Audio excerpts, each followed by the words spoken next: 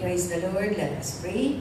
Yes, oh God, we thank you, Lord, for this opportunity once again to come into your presence, to praise you, to glorify you, oh God, to offer our worship unto you, and to bring our lives, our bodies, oh God, to be an instrument of for your glory, oh Lord. And Father, we just ask thee to continue to fill us with your Holy Spirit, to give us the understanding that comes from you, Lord. Quicken our hearts and mind, Panginoon, so that even these words that we are going to learn will be a source of strength to each one of us, to be a source of encouragement, source of comfort for everyone, oh God, who will be hearing your words today. Father, just use me as your instrument, oh God. I am nothing, Lord. I have nothing, but I thank you, Lord, because we have you in this place. This is our prayer in Jesus' name. Amen and amen. So let's all be seated in the presence of the Lord. At magandang hapon po, mga kapatid. Pati dyan sa mga kapatid natin dyan sa online. Good afternoon, mga kaibigan. And we praise the Lord. Kahit T8, tuloy pa rin ang trabaho ng Panginoon. No calamity, no disaster, no typhoon can hinder or can stop the work of the Lord. Amen? So, kaway-kaway sa mga naka-full house. Oh, hallelujah. Praise the Lord pa rin. Amen. Ngumiti pa rin kayo, mga kapatid, kahit full house. Alam ko po ang feeling kapag full house.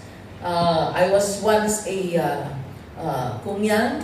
I was once a domestic helper for 16 years. And so I know po, mga kapatid, na kapag ganito na T8, hindi yung bagyong T8 ang kinatatakutan natin eh. Yung ma-full house ang bahay ng mga amo natin.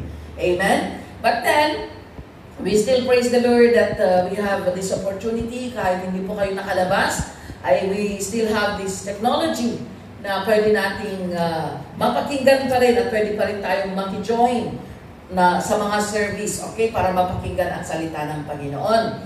And so, I also want to thank the Lord for giving me everyday strength, the courage, the reason to continue to serve the Lord, whatever happens, kahit ano pa pong mga dumarating sa ating buhay. Sabi nga ng brother natin, sometimes dumarating yung na-exhaust tayo, ano? Sometimes parang napupurol tayo para tayong mga kandila na upos na. But we will thank the Lord because every day is a new day. And it's not bad to rest for a while. But we thank the Lord for every opportunity na tayo po lahat ay napapalakas para maipagpatuloy po natin ang ating paglilingkod sa Panginoon. Amen? And I also want to thank the Lord for the protection of my family back home.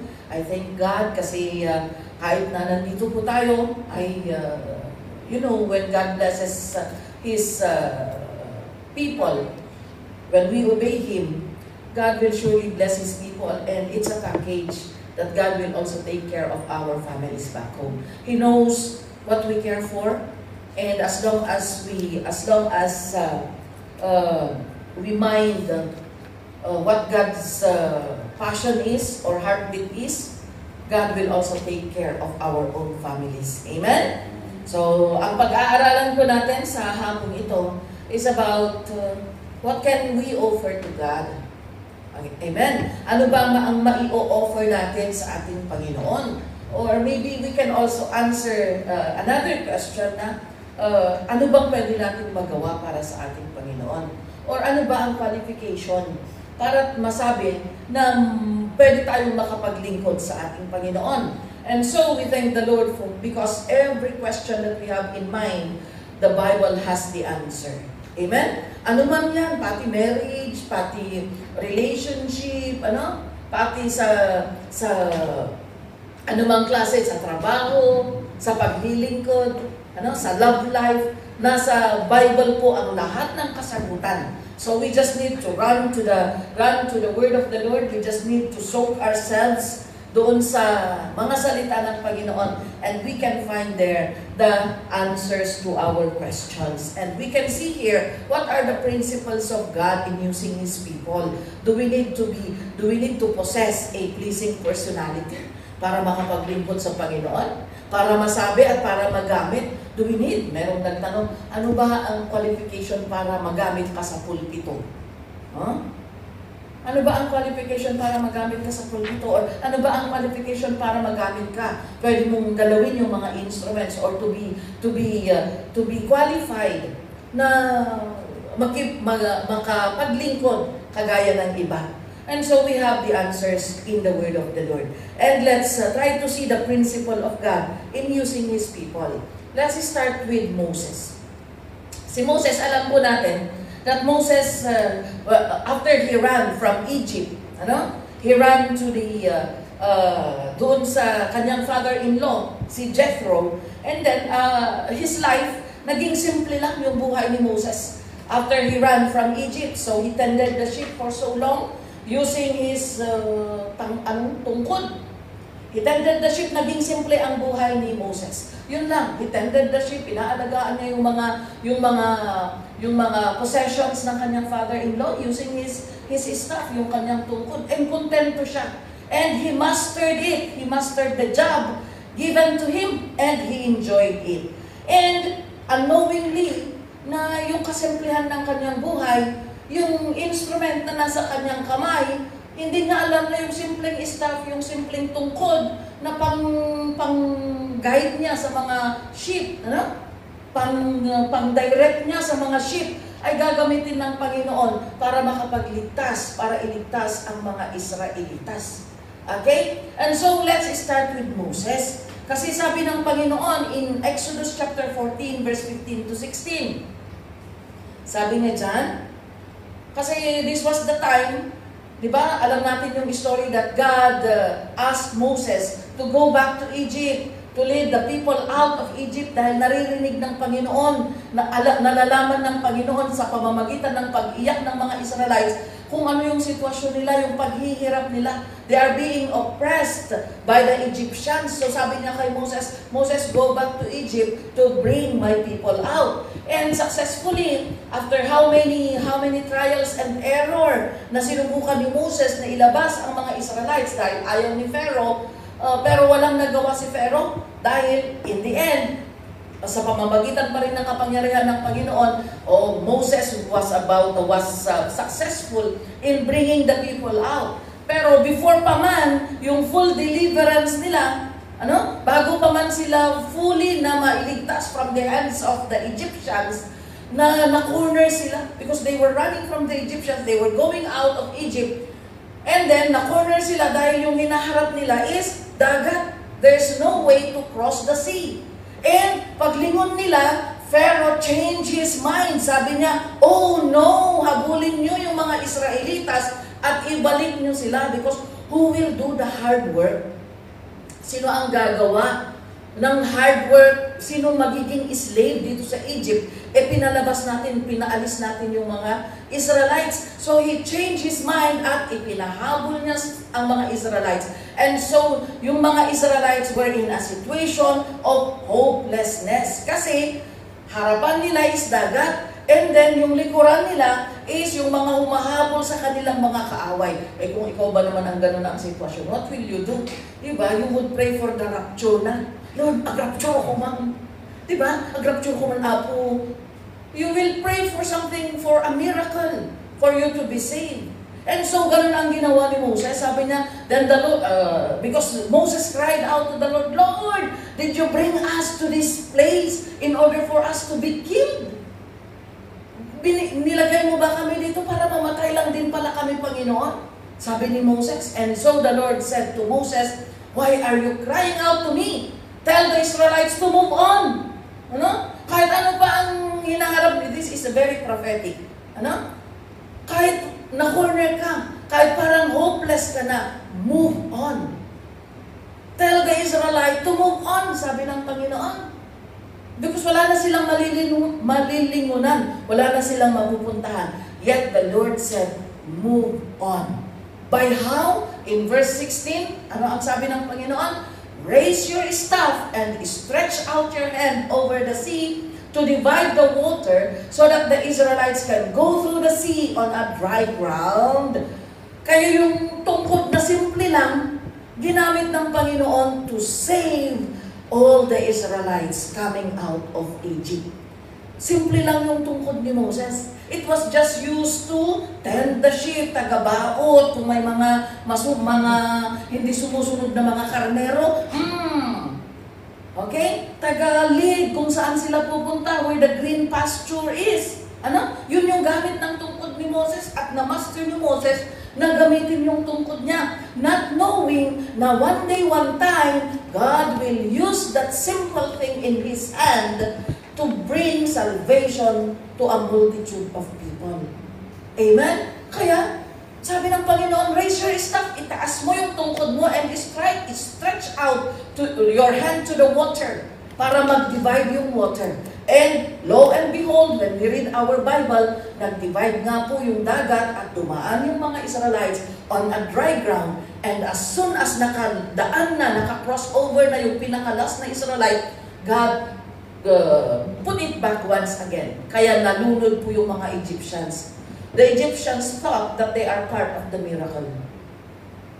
Kaya nakidaan din sila sa ground. Kala nila, tayuman! Magtatayuman! No! When it is your blessing, it's yours. Amen. Hindi pwedeng sabit-sabit sa miracle. If it is intended to be for that person, then it is for that person. Hindi mo pwedeng sabihin na, sabit na lang ako kung may milagro si Lord sa buhay mo, Brother Brandon, ibagang nag-text ka, kumapit kami. Kung pwede sanang ganun, para relax tayo amin, You know, God is wise. If that will be the case, di isa lang ang magtatrabaho. Sige, hallelujah, work hard, brother, work hard. Tauray, ag-ayayam kami. We will play. You work hard. Pero pag sa pagbibigyan na ng miracle, you text us para kakapit na lang kami sa'yo. Amen? You know, God is wise. Alam niya na yun ang tendency na mangyayari. Because yung utak ng tao is very carnal. Amen? Panlalamang yung easy way ang gusto ng tao. So, with that simple staff in the hand of Moses, it brought salvation to a multitude of people. Amen? So, minsan, kung ano yung gustong-gusto mong ginagawa, yun yung magiging calling mo. Yun yung strength mo, yung passion mo, not knowingly na doon ka gagamitin ng ating Panginoon. And you know, I remembered when I was in college, nagagutak lang, masipag lang ako mag-take note. Habang nagsasalita yung professor, sige, take note lang ako ng take note. Yung mga classmate ko, wala silang pakialam. Nakarelax lang ba sila? Ako, hinahabol ko talaga yung sinasabi ng mga professors namin. To the point na gumawa ako sa isip ko kasi hindi mo naman maisusulat lahat. Salita ng salita, paano mo iti-take note? Gumawa ako ng parang abbreviation in my mind na kapag sinulat ko ang dalawang letter na yun ang ibig sabihin. May sarili akong ganun. So kahit hindi ko isulat yung buong sinasabi niya, basta mahabol ko yung ina-explain niya. So I did that on my mind na may ganun ako.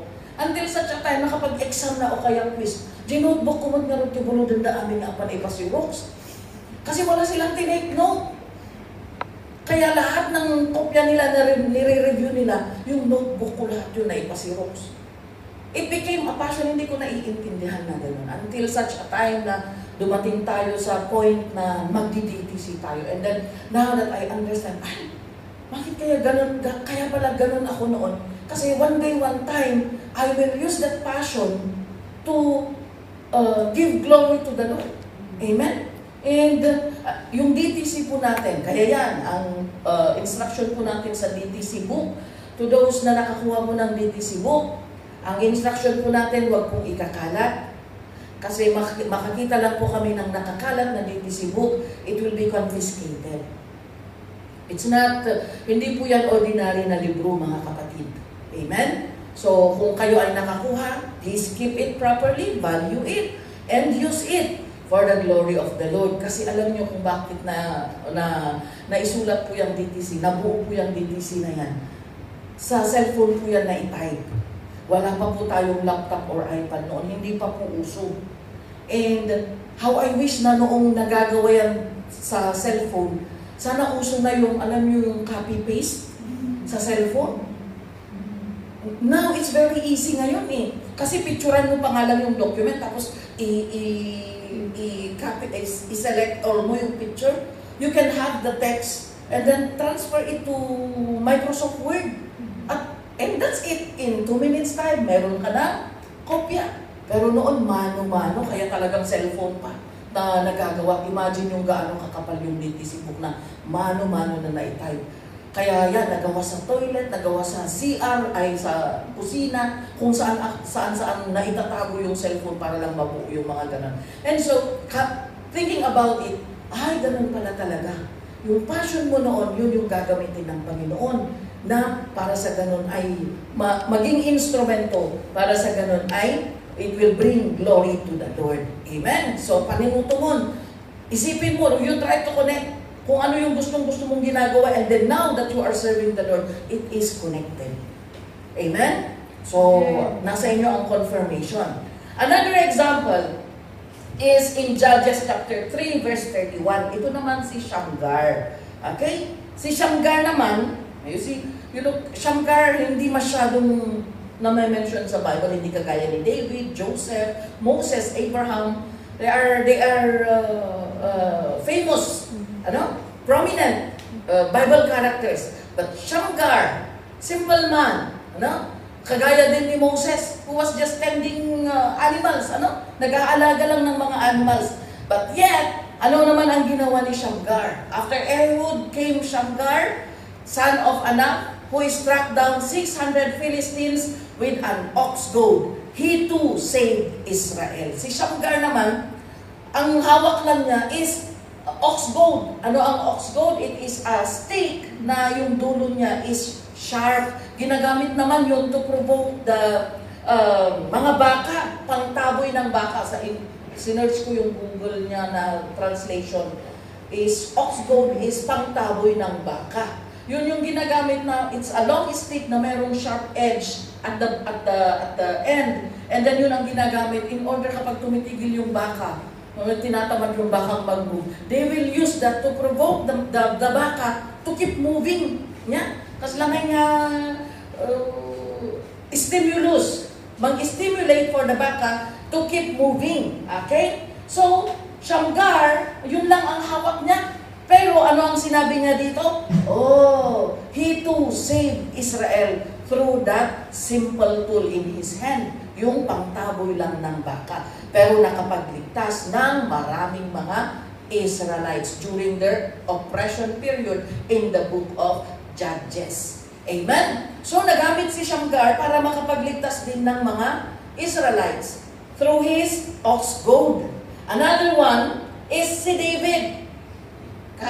Kung bakit ina-example natin, pinag-aaralan natin ang mga several examples in order for us to see the simplicity of the requirement of God in serving Him. We do not need to have a high degree of profession in order for us to be qualified to serve the Lord.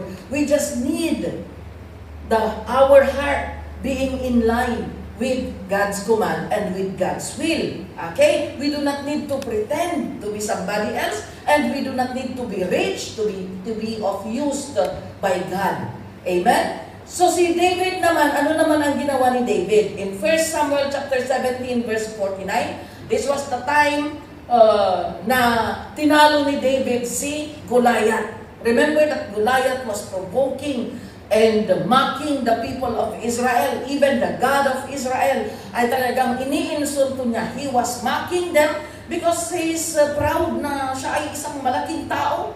Amen? He is taking pride in his strength, in his size, in his ability, in his armor, in his weapons. Ipinagmamalaki niya kaya malakas ang kanyang loob. Pero walang gustong lumaban sa kanya. But here comes David, an ordinary boy na nag-volunteer na labanan ang kalaban. Pero bago pa man pinayagan na lumaban si David, we know that he was also criticized. He was also mocked by his fellow men. Typically, sometimes we are like David. Now, people will look down on us because people see that we are not qualified. People will look down on us kasi basing on our appearance. Because David was just a young boy. Amen? walang abilidad, wala pang narating sa buhay. And so, but he has this passion.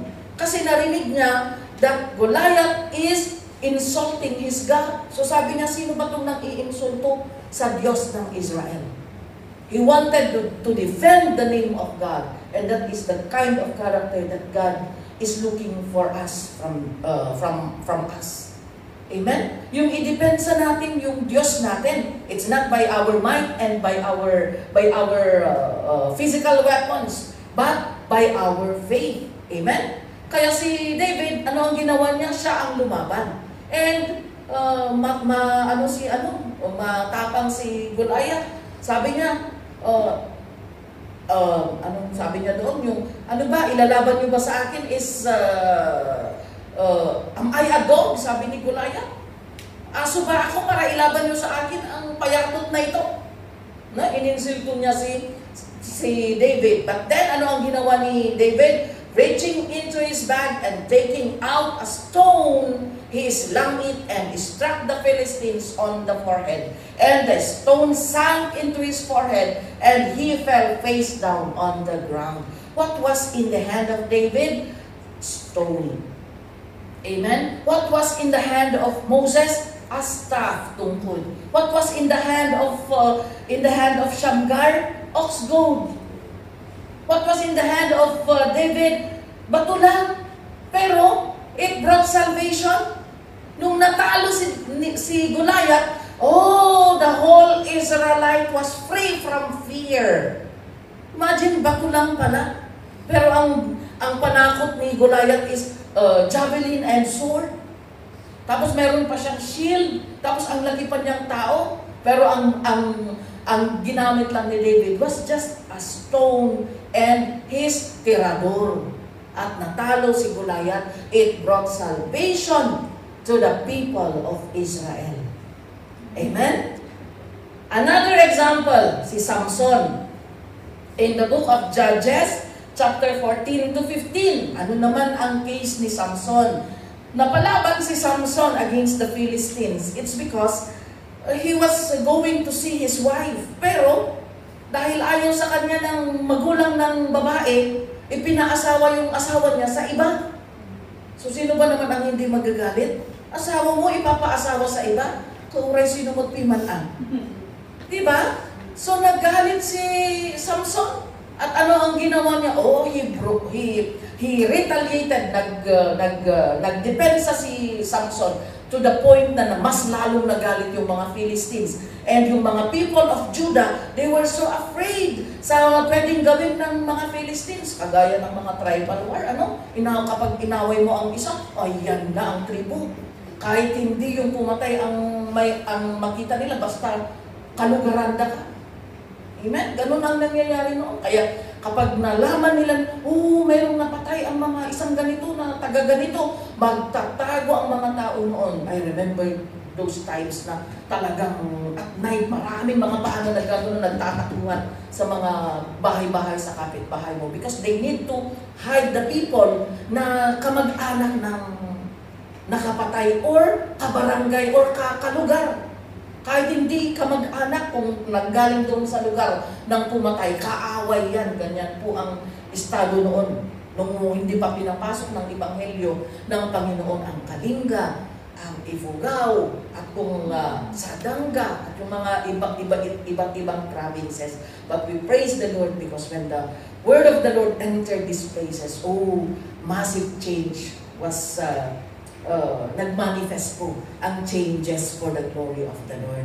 Amen? Meron pa rin sa ibang mga provinces, pero at least natitimpla na ngayon, hindi kagaya noon na basta kalugaran kahit na hindi mo ka mag-anak, kasali ka na pagbibigyan nila or makaka-experience ng kanilang revenge. And so sabi ng mga people of Judah, ano bang ginawa mo, Samson? You see, they will be against us. Sabi nilang ganyan. So, dahil takot kami, we will hand you over to them. We will tie you up and we will hand you over to them. Pero ang hiniling ni Samson sa kanyang mga co-Israelites, the people of Judah, okay, but do not kill me by your hand. Huwag kayo ang papatay sa akin. And so, they tied Samson and they handed over him sa mga Israelites. And then ano ang sabi niya? As he approached Lehi, the Philistines came toward him shouting because they wanted to kill Samson. But look at that. The Spirit of the Lord came upon him in power, and the ropes on his arms became like charred flax, and the bindings dropped from his hands. And ano ang nangyari in verse 15?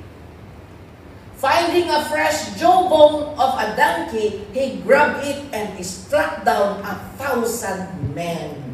So what was in the hand of Samson? A jawbone of a donkey, panga ng asno. Okay? Paano makakapatay ang panga ng asno? Pero yun ang ginamit. Simple. Kasi sa ating isip, paano makakapatay yung panga? So imagine mo na lang yung tanga mo. Nakakita na ba kayo ng bone ng panga? Maliit lang siya. Ano? Maliit lang siya dito. Paano nakakapatay? Paano nakakapatay? Yes, things that hindi nakakapatay or hindi nakakapagligtas, if it is in the power of the Lord, if it is in the power of the Holy Spirit of God, it can bring victory. Kahit sabihin mo pa na, ano ka nyo din? It's not the panga that will really bring victory. It is the power of the Holy Spirit of God. Amen. Because if you are going to go back to verse 14, makikita natin, the Spirit of the Lord came upon him, and yung tali niya na nakagapo sa kanya, they all came loose. Nawala lahat, nawarwan. Amen? Just like what happened to Paul and Silas when the Spirit of God also brought liberty, brought freedom to the prisoners. So it's the same with us. It's the same until today. That even if the enemy will bind us with his rope in order for us to stop praising and worshiping and serving the Lord, but when the power of God will come upon us, everything, every chain will come, will be destroyed. Everything will be matinag, okay? Makakalas. So wala nang bandage ang demonyo sa ating buhay. So ano ang ginamit ni Samson in order to bring victory to the people of God, salvation to the people of God? Just jawbone of a donkey. Amen? Just a jawbone. Hindi niya kinailangan ng baril, armalite, granada, nuclear weapon.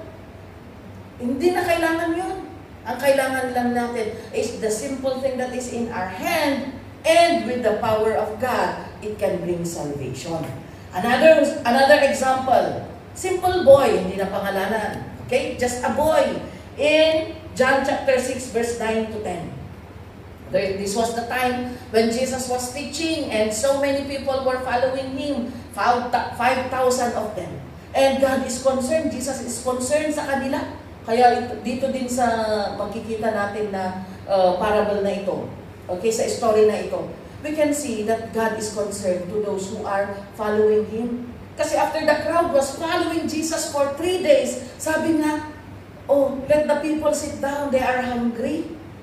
So you see, if we are also serving God, following God, He knows when you are hungry. He knows what you need. He knows when you need water. He knows when you need to eat.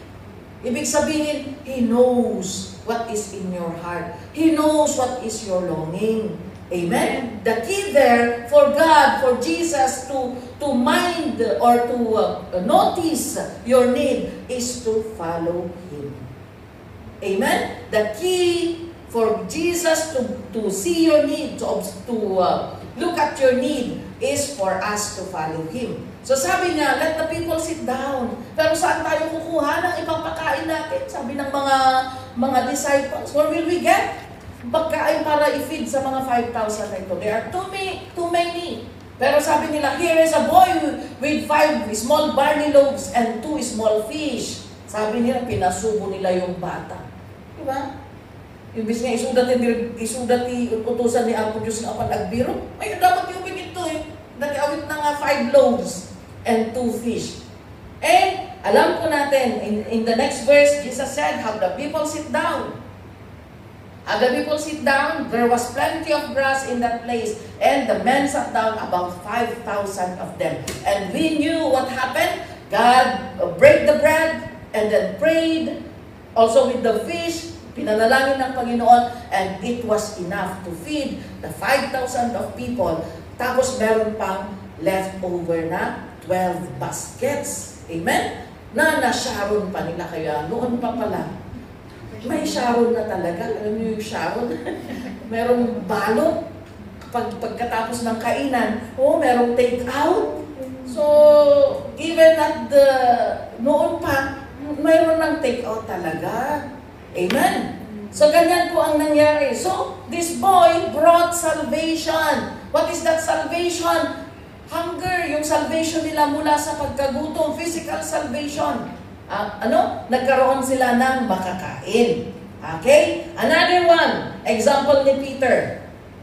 Ito naman yung time na nag-fishing si Peter sa laot, sa gitna ng dagat, pero wala siyang nakuha. And then Jesus and the crowd were at the shore. At nakita ni Jesus yung dalawang bangka na anong tawag nito? At nandiyaigid. Basta nandun na sa gilid dahil wala nga silang na-fish out, kaya nag-agritira na. Babalik na sila sa kanilang mga tahanan. So naka-dump na yung mga bangka doon sa gilid. And Jesus stepped. Okay? Jesus stepped on the one belonging to Simon.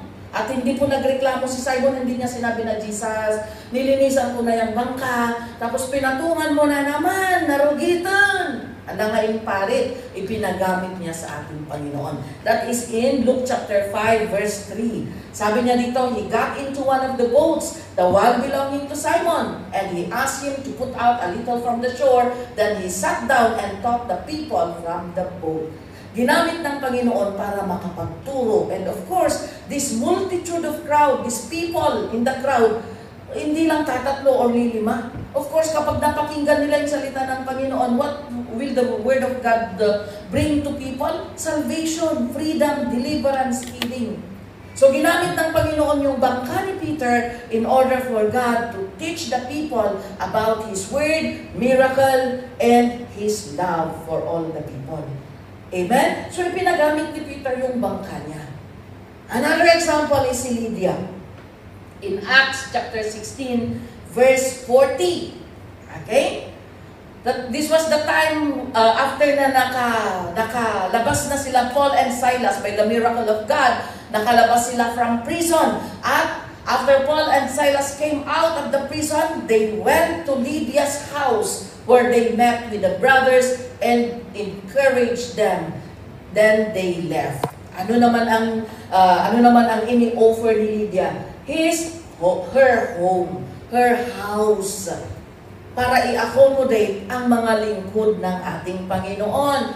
She was hospitable, ginamit niya yung kanyang bahay in order to meet the need of God's servant. So bakit natin ito pinag-aaralan? Makikita natin na different kung ano ang nasa isang tao. Iba yung kay Moses, a staff. Kay Samson naman is yung ox goad. Yung boy naman is fish and loaves. Si Lydia, yung tahanan niya ang ipinagamit niya sa Panginoon. Si Peter, yung bangka niya ang ipinagamit niya. And lahat ng ipinagamit nila, ang naging resulta is salvation of the people. So, saan ba tayo patungo, Pastora, sa ating pinag-aaralan? How about us today? We are learning these examples because God wants also to use each and every one of us. Wala na si Samson, wala na si Moses, wala na si Lydia, wala na si Peter. Ang nandito ngayon is ikaw at ako. Ikaw at ako. And God doesn't demand anything na wala sa atin. So the $1 million question is, what is in your hands? Anya ngay mati adda iti ima tayo, nga mabalin nga ipausar tayo kini Apo Dios in order also to bring the same thing, salvation of the people. Let us always be reminded that God called us not only to be sitting inside the church and enjoy the blessings of God, but also to be used for the glory of the Lord. And hindi tayo pwedeng umalis doon sa Great Commission that God is demanding that we go and bear fruit, that we go and share the blessings of God, that we go and be available for God's use. Pero the question is, what is in your hand that you can offer also to God to bring salvation to other people? Amen? Ano kaya? Kung si Samson nga, ox goad. Ay si Shamgar nga, ox goad. Tungkod lang kay Moses. Ano kaya din ang nasa atin? So if you are going to see the Bible, sabi ng Panginoon that our life and bodies are something that we can offer to God in order also to bring salvation to the people of today. Amen? In Romans chapter 12 verse 1, what does it say? Sabi nga, therefore I urge you, brothers and sisters, I urge you, I push you, I encourage you. When we say urge, it is a strong encouragement. Nga talagang, sige ading, aramidang kitin. Sige na sister, kaya mo yan. Talagang ipupush mo. Pushing so hard na para sa ganun ay mamotivate yung isang kapatid para gawin ang isang bagay. Mamotivate tayong lahat. I urge you, brothers and sisters, in view of God's mercy, to offer your bodies as a living sacrifice. Living sacrifice in the sense that we are filled with the Holy Spirit of God. We are living being by the Spirit of the Lord. Being used by God. Para sa ganon ay mapaglingkuran ang ating Panginoon. Amen? And in Romans 6:13, what does it say? Sabi niya, we have been offering our bodies when we were in the dark. We have been offering our bodies, the parts of our bodies, in order to be an instrument of wickedness. Pero ngayon na po, ang sabi niya sa kanyang salita, do not offer the parts of your body to sin. Huwag na natin gamitin ang lahat ng parte ng ating katawan para sa kasalanan as instrument of wickedness, but rather offer yourselves to God as those who have been brought from death to life, and offer the parts of your body to Him as instruments of righteousness. Praise the Lord. Amen? Tayo pong lahat ay galing po sa kadiliman. Tayo pong lahat ay galing sa kingdom of sin, sa kingdom of darkness na pinamumunuan po ng walang iba kundi ang demonyo. And we have offered our lives, our minds, our hearts, kaya nga napuno ng galit, inggit, greediness, lust. Kaya nga yun ang nagawa natin when we were in the darkness. But we praise the Lord that God brought us from death to life. Amen? Patay tayo spiritually. We do not have Jesus in our life. We do not have the Holy Spirit in our life. But now that we have Him, God is expecting that our bodies should be and must be an instrument of righteousness. Magpagamit po tayo sa ating Panginoon. Amen? Kaya pati yung tough experience mo, kagaya ng testimony ni Sister Marites, God did not let you experience those things for nothing. God will use you to be an effective counselor. Amen? Yung experience mo na yan, God will use that as an example para you can encourage people who are going through the same na pinagdadaanan mo. Akala natin parang walang saysay lang yung ating mga pinagdaanan. But soon we will understand the purpose of God. Amen? So, kung dumadaan man tayo sa hindi kagandahang circumstance sa ating buhay, just yield and just hold on to the Lord. Because one day, one time, God will reveal His purpose and plan. Amen?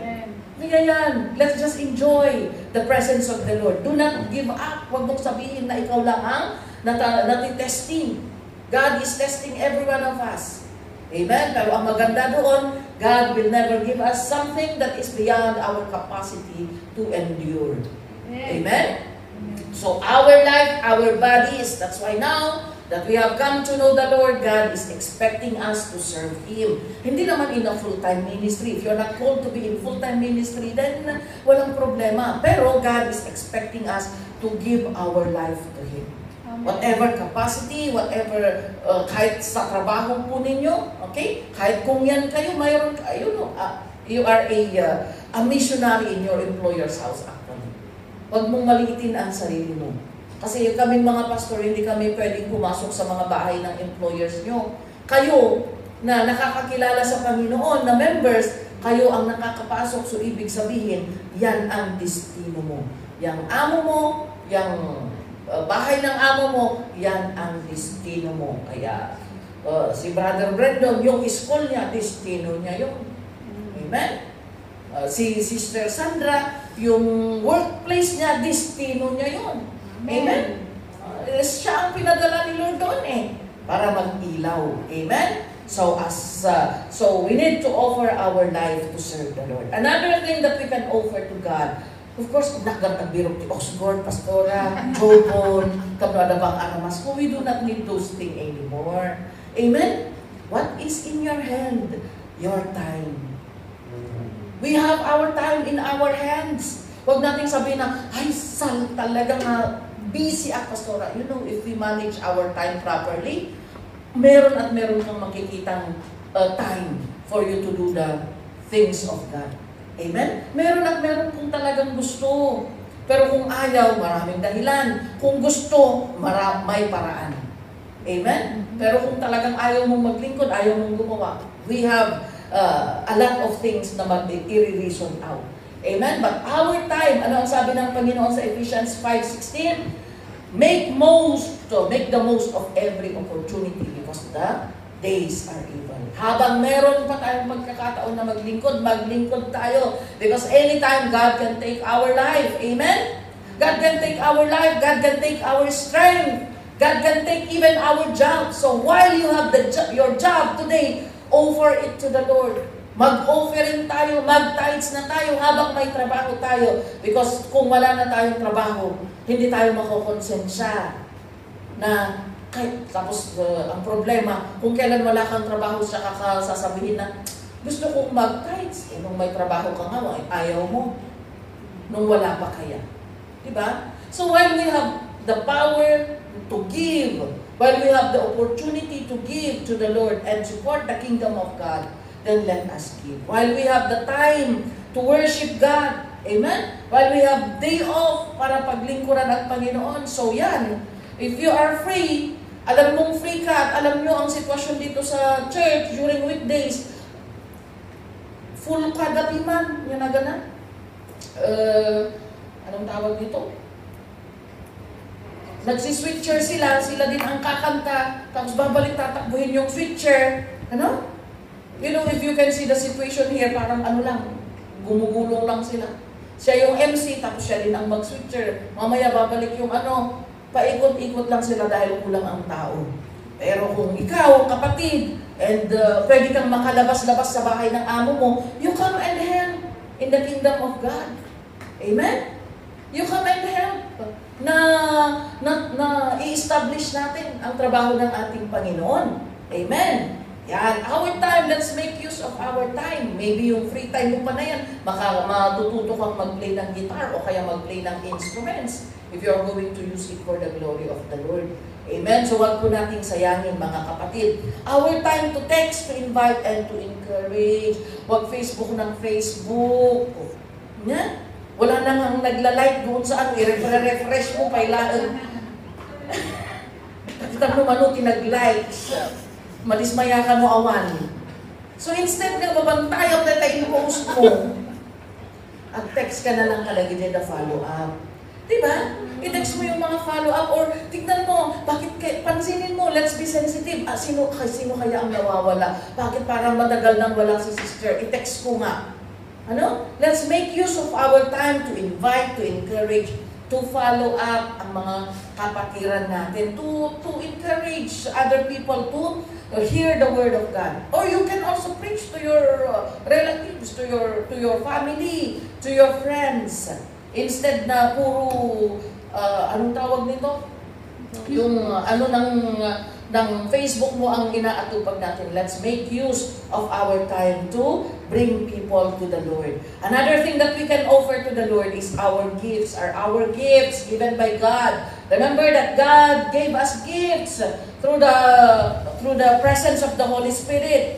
In Romans chapter 12 verse 6 to 8, we can see here different gifts given to each one of us.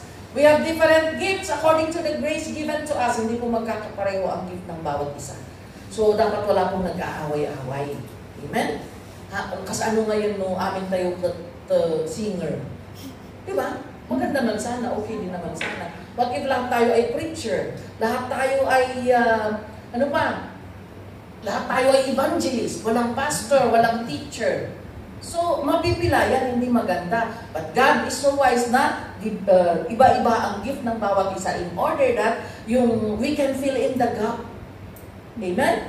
We can do the work of other people. We can fill in what is missing. So sabi niya, we have different gifts according to the grace given us. If a man's gift is prophesying, then let him use it in proportion to his faith. Prophesying is, yes, prophecy, nagpa-prophesy. But then prophesying in another sense is teaching the Word of God, preaching the Word of God, declaring the Word of God, telling your testimony. That's why kung nagta-testify ka, we are also, it's indirectly saying, you are also prophesying. You are telling the goodness of the Lord. Ano pa? If it is serving, then serve. Amen? Kaya yan. Yung mga taga-kusina natin, I believe because they love cooking, they love in the kitchen, kaya yan din ang binigay ng Panginoon na gifts nila. Amen? So they can, pwede nilang nakakapagtagal sila. Hindi sila easily na nag-give up. If it is teaching, then teach. No. You know your gift is teaching if you love teaching. Hindi naman yung palaging nasa formal na, alam niyo po ito, at-teach ka, hindi naman ganun. Sometimes, kapag may nakikita ka or alam mong nag-i-struggle yung mga iba, pero may knowledge ka, mayroon kang alam. Sometimes, adamay tikwa, adamay i-share ko ka, kasi pinati aramidan nyo. Parang nagiging natural sa'yo to teach other people, to help other people to know something. Amen? So you know that your gift is teaching if you have that passion to teach other people. Whether or not formal or informal. Or yung mga bagay na nasa iyo na gustong-gusto mong ipasa para sa iba. Para pati din sila ay malaman nila. Amen? So if it is to encourage, then encourage. Okay? Let's offer our saliva na mag-encourage, wag marites ng marites. Ay, nandito pala si Sister Marites. Huwag tayong kung ano-anong pinag-uusapan natin. Let's use the time let's use that gift of speech to encourage other people. Amen? Another gift that God has given us is the gift of giving. Yes? Gift gayang giving? Awan gift ko, Pastora, awan sumana ka, give. No!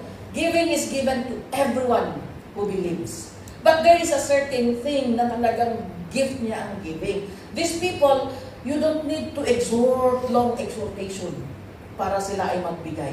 Sometimes, sinasabi mo lang, pupunta kami sa ganito, or we will do something, we will go to conduct a concert crusade to this thing. Hindi mo pa naman sinasabi na, baka naman sobrayo kita. You don't need to exhort to these people who are gifted in giving. The once na narinig nila yung vision, once na narinig nila yung mission, and they catch the vision, hindi mo kailangang humingi. They will voluntarily say, idagdag nyo ito. Inayon nyo ito na usarin nyo nga pa ni Ichay. Amen? Hindi na kailangan ng mahaba-habang exhortation for those who are gifted in giving. But giving is a command of the Lord. Huwag tayo maging pilosopo na, huwag gamitin gift ko of giving, Pastora. So na, nag-iimotak. Hindi pwedeng maging reason yon. Amen? Another thing is leadership. Yes, if God has equipped you in the gift of leadership, then lead. Alam mo na leader ang isang strength mo, leadership ang isang strength mo because adangay DJ passion mo to lead people to something that is better. Amen? Nagsasuggest ka ng mga bagay in order to make things, to improve things for the glory of the Lord. Amen? So if it is showing mercy, then do it cheerfully. Even showing mercy is a gift that comes from the Lord. So these gifts, we offer it to the Lord. These are the things that is in our hands, available, na pwede natin gawin, na pwede natin i-exercise anytime. Amen? Hindi kailangan na mayroong literal na tool in our hand in order for us to serve the Lord. There are gifts that are installed, built in us, na kailangan lang ng activation. I-activate tayo before ba niya i-delete ni Apo Diyos. Diba? Tingnan ninyo yung cellphone ninyo. Kung hindi ninyo ginagamit yung apps, ano ang ginagawa ninyo? Delete. Hindi nagagamit eh. So, ganun din, mga kapatid. And the last but not the least that we can offer to the Lord, our resources, our properties, or whatever God has blessed us with. In Luke chapter 16, verse 9, Luke 16, verse 9, sabi niya, I tell you, use worldly wealth to gain friends for yourselves, so that when it is gone, you will be welcomed into eternal dwellings. Yes. Let us use this worldly wealth. What are the worldly wealth? Yung mga nakukuha natin, yung God is blessing us in return to our job, Yung trabaho natin na ginawa natin, pinapasahod tayo. So these are all the things, the blessings that came from God. Anyway, ay gagamitin natin in order to gain friends. Ibig sabihin, let us support the propagation of the gospel of Christ. Amen? Sa pamamagitan, hindi po tayo pwedeng pumunta sa mag-outreach lahat. Kasi especially you, that you are bound to your contract, hindi ka pwedeng lumabas anytime na gusto mo. Kaya yan ang aral din kay Sister Annie na tinitestify niya kanina. Hindi niya nabanggit ang reason kung bakit lumabas siya na hindi nagpaalam. Amen? So, ganun din. We make use of the things that God has blessed us with in order to gain friends for ourselves. Hindi tayo maka-mission lahat, hindi tayo makapunta lahat sa pinupuntahan ng mga alagad ng Panginoon. But we can be part of the mission.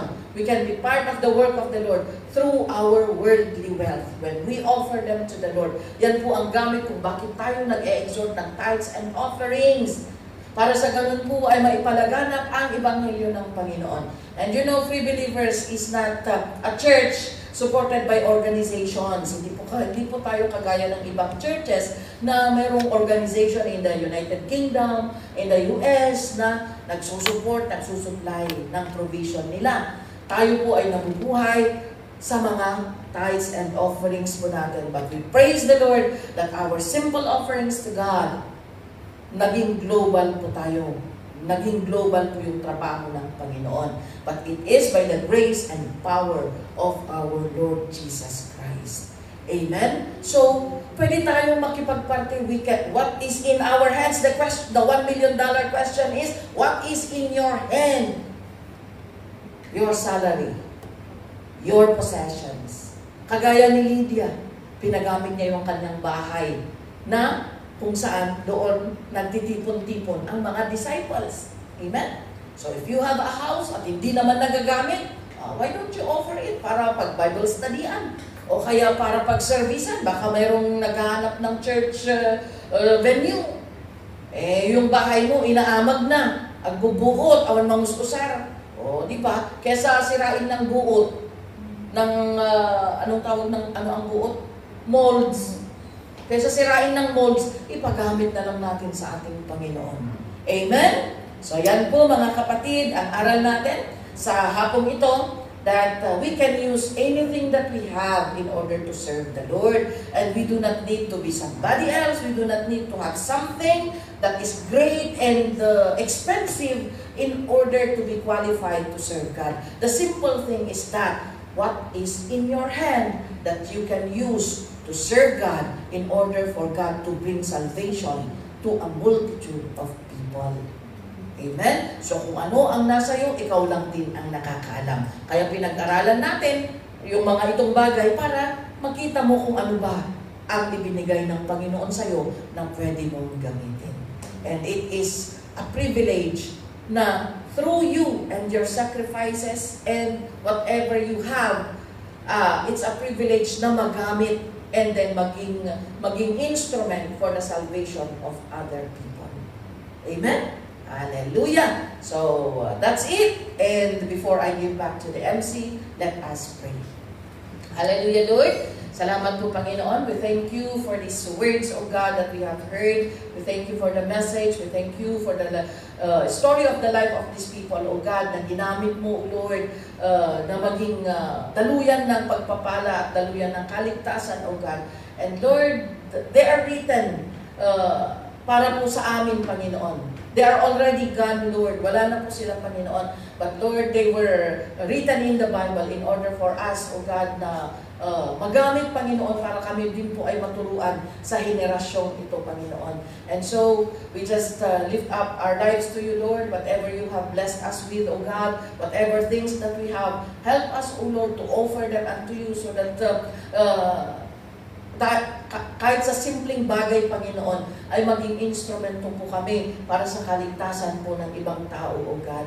Bless now your people as we ponder on these words, Lord, as we meditate on the message, O God, of these things, O Lord, that we have learned. Tulungan mo kami, Panginoon, to obey. Help us, O God, to give you whatever things that we can have to offer, O Lord, for the glory of your name, Lord. Father, we thank you so much, even for those who are watching online. Have your way, O God. Give us the understanding. Give us the conviction, O Lord, to continue to serve you with whatever things that we have in our life, O God. This is our prayer, Lord, in Jesus' name. Amen and amen.